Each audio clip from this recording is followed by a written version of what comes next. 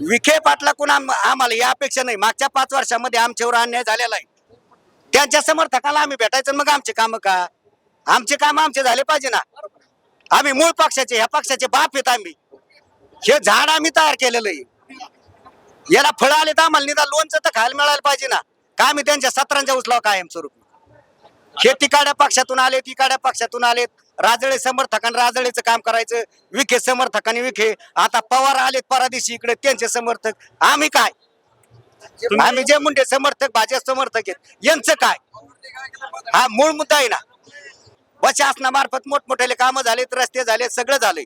परंतु खालचे गाव पातळीवर जे काम आहेत, ज्या योजना आहेत, त्या योजनेमध्ये आमच्या किरकोळ कामं असतील, त्या ठिकाणी आमच्यावर अन्याय होतो.